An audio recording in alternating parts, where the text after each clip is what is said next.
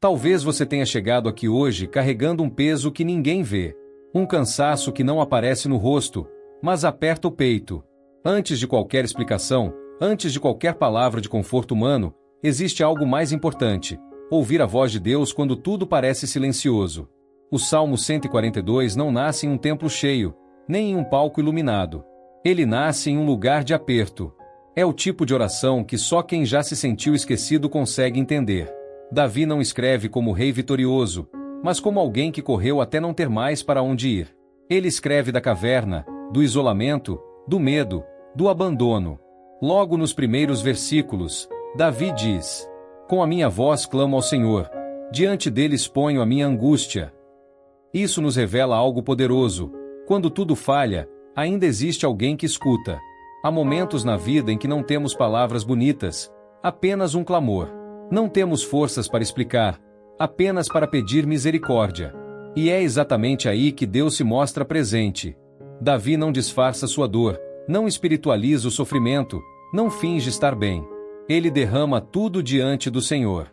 Quando ele declara: "Quando meu espírito se desanima dentro de mim, tu conheces o caminho", está afirmando algo profundo. Mesmo quando eu não sei para onde ir, Deus sabe.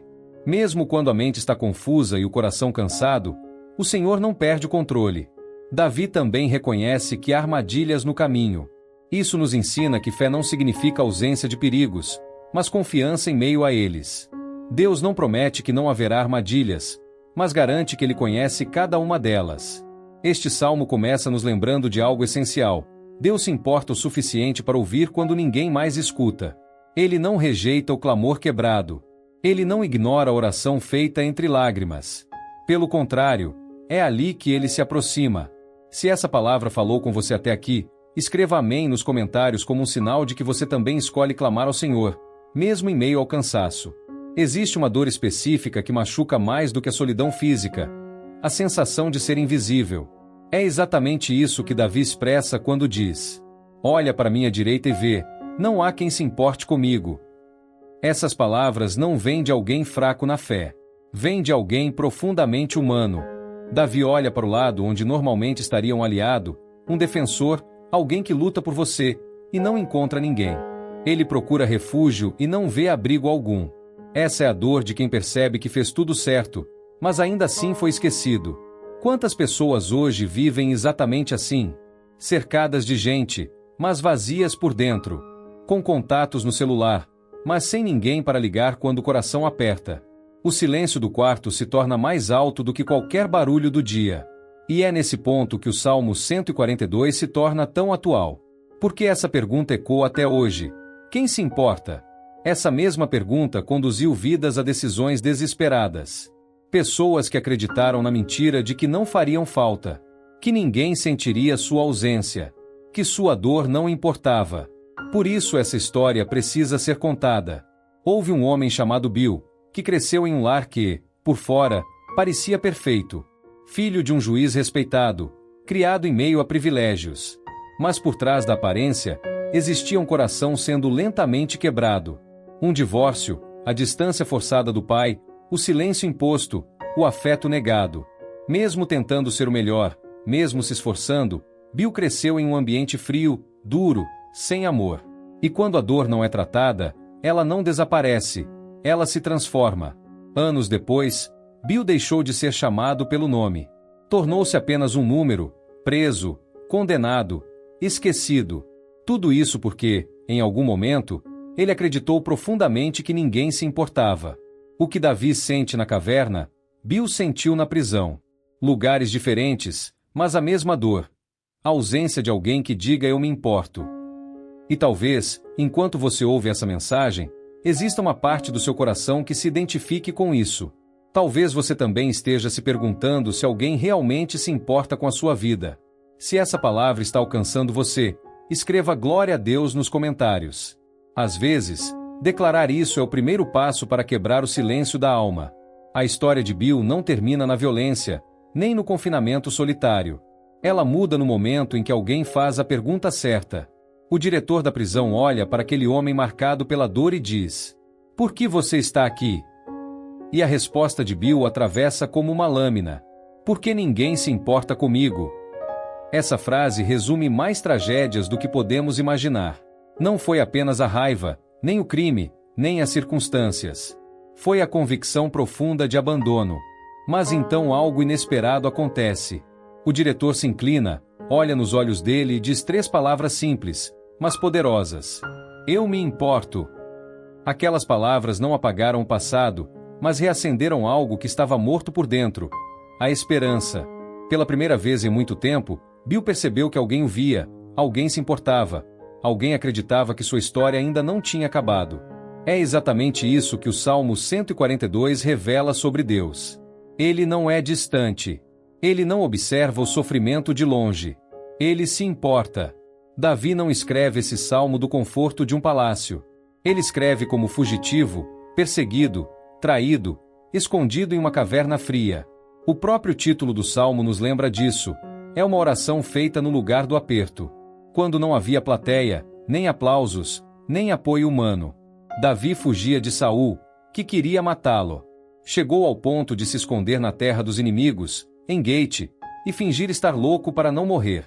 Imagine o nível de desespero. Um homem ungido rei, vivendo como um ninguém. Um escolhido, vivendo como esquecido. E é ali, nesse fundo do poço, que Davi ora. Não é um louvor ensaiado. Não é uma oração elegante. É um clamor cru. Um pedido de socorro. E isso nos ensina algo profundo. Deus não exige perfeição para ouvir sua oração, Ele exige sinceridade. Talvez você esteja vivendo um momento em que não consegue cantar, não consegue sorrir, não consegue explicar. Mas ainda consegue clamar.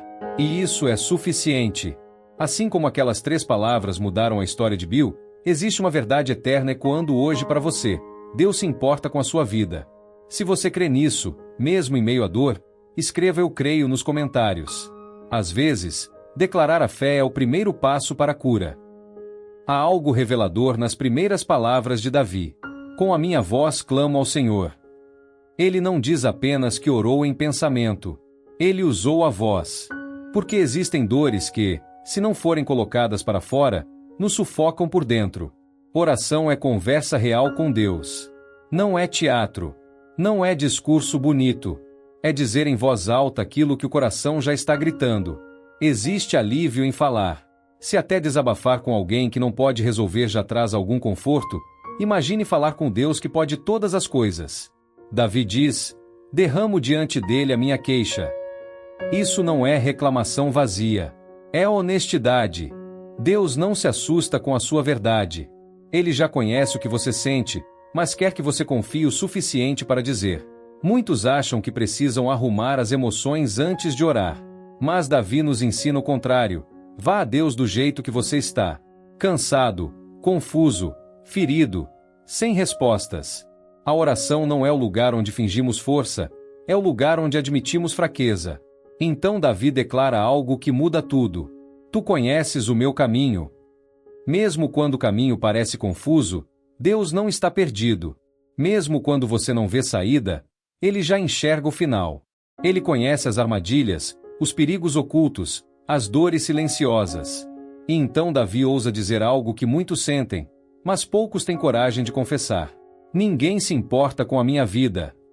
Deus permite que essa frase esteja nas Escrituras para nos ensinar que sentimentos não precisam ser filtrados para serem levados a Ele. Mesmo quando esse pensamento não é totalmente verdadeiro, Deus acolhe. Ele não corrige Davi naquele momento.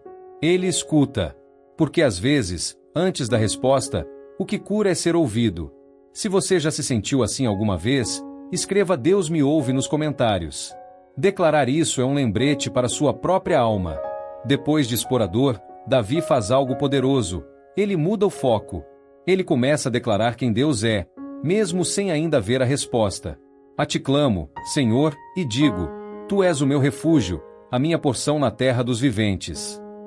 Repare nisso, Davi ainda está na caverna. A perseguição não acabou. O perigo continua. Mas a perspectiva muda. Ele entende que refúgio não é ausência de problemas, é presença de Deus no meio deles. Quando Davi diz que Deus é a sua porção, ele está afirmando: mesmo que tudo me falte, se eu tenho Deus, eu tenho o suficiente para continuar. Pessoas podem ir embora. Portas podem se fechar. Recursos podem acabar, mas Deus permanece. Então ele clama: atende ao meu clamor, pois estou muito necessitado. Não há orgulho aqui. Não há máscaras. Apenas dependência.